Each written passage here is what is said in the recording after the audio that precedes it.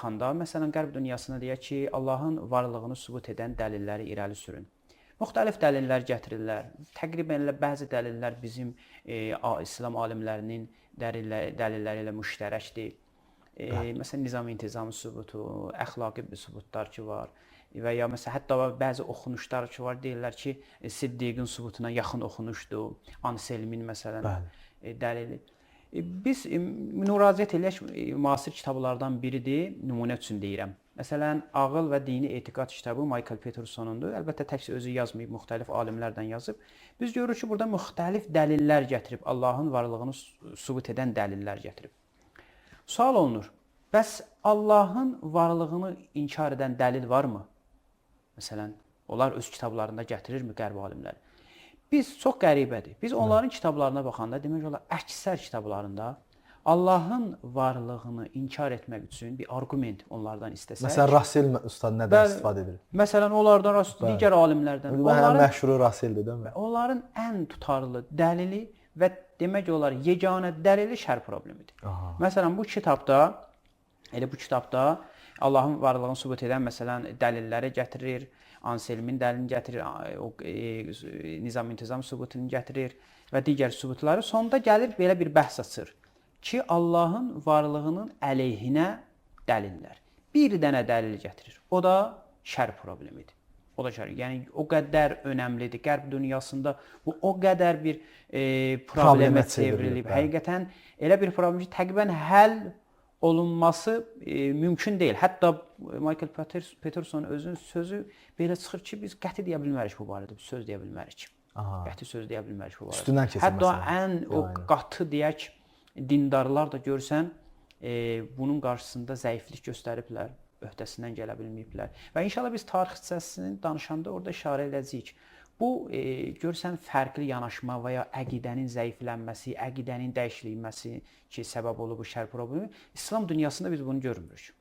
İslam dünyasında biz bir dənə alimlə rast gəlmirik ki, o alim şər problemi ilə rastlaşsın, gəlsin, məsələn, Allahın qüdrət sifətini inkar eləsin, ya Allahın elm sifətini ki, ustad inşallah gözəl izahlar verir.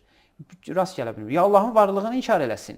Yəni, İslam dünyasında olan alimlərə bu məsələ çox rahat şəkildə həldir. Bəli, təqribən filosofların öz yolu var, metodu var, həlli üçün. Teoloqların öz yolu. Teoloqların, ariflərin öz metodu var, Qur'anın öz cavabı var, rəvayətlərin öz cavabı. Yəni, müəyyən cavablar var. Və adətən alimlər gələndə həmən cavabları izah edirlər və ya özlərinə yeni bir cavab ortaya qoyurlar. Doğrudur. Amma fikirlərini dəyişsinlər, deyək ki, yeni bir ideya qoysunlar və o ideyada təqribən Allahın sifətlərini sual altına aparsın, xeyr. Bu qərb dünyasında amma bu var. Biz görürük ki, bu o qədər önəmli məsələdir ki, şər problemi o qədər önəmli məsələdir ki, hətta ədəbiyyatlarda da, roman, məsələn, əsərlərdə də, bədii əsərlərdə də özünü göstərib. Yəni, bu metodda yazılıb, məsələn, bədii əsərlərə baxsaq, görək, xüsusilə burada özü nümunə gətirib, deməli, Dostoyevskinin əsəri, o məşhur əsəri var, Karamazov əsəri. Bəli, iki qardaş. Orada maraqlıdır, bir qardaş ki, bunlar ayrı düşürlər, sonra gəlir və o qardaşın biri dindar olur, biri qeyri-dindar. Sübutlar, dəlillər gətirir Allahın əleyhinə. Hansı dəlil? Şər problemi. Şər problemi. Yəni, bu o qədər bizim o bədii əsərlərdə də özünü göstərib. Yəni, təqribən bir daha da bu məsələni təkrarlayırıq və böyük məşhur alimlərdəndir, qərb alimlərdən biridir, tanınmış alimdir. Onun bir sözü var, mən burada istəyirəm işarə edim. O deyir ki, ümumiyyətlə biz qərb alimlərdən, onlar ki, Allahın varlığını inkar edirlər və ya şübhə edirlər, onlardan soruşsaq, sizin söykənəcək yeriniz nədir, dayanacaq yeriniz nədir? Onlar deyirlər, bizim dayanacaq, söykənəcək yerimiz ancaq şər problemidir. Ancaq şər problemidir. Və bəzi məsələlər də var ki, mən burada o üzərindən keçirəm. Bu məsələnin əlbəttə əhəmiyyəti barəsində yenə də deyirəm, danışmaq olar. Misal üçün, böyük alim olub, əvvəli özü dindar olub, bu şəxs, indi adını deyəcəm, Brugen Vuritis, belə bir şəxs addır, 1924-cü ildə dünyaya gəlib. O şəxs deyir ki, müasir alimlərdən. Bəli, müasir alimlərdəndir. Deyir, necə Allaha inana bilərəm mən? Dəlilini baxın.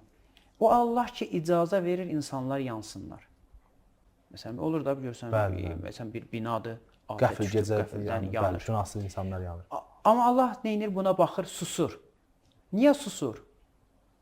Ya qüdrəti yoxdur ki, ustad işarə elədi. Gücü çatmır bunun qarşısını almağa.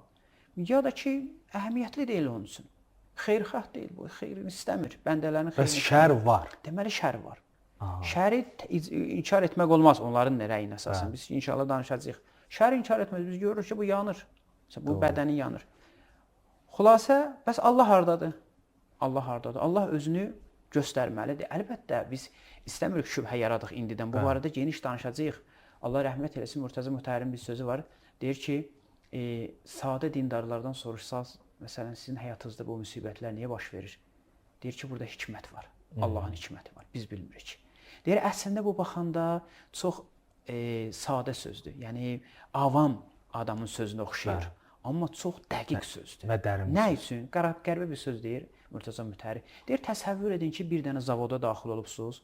Görürsünüz ki, zavodda müxtəlif aparatlar var, müxtəlif cihazlar var, iş aparatı orada lazım olan və dəqiqliklə hər şey öz yerindədir. Birdən görürsünüz ki, bir küncdə bir şey atılıb, görürsən bunun əlaqəsi yoxdur. Bəs burada neynir bu? Orada ehtimal bu ola bilər ki, bu şəxs nizam-intizamsızdır. Bu şəxs, yəni həkim deyil, hikmət sahibi deyil, qüdrət sahibi deyil. Amma mütləq orada zehnində belə bir sual da yaranır və belə bir təsəvvür də yaranır ki, bunun da bir hikməti var. Bunun da bir hikməti var.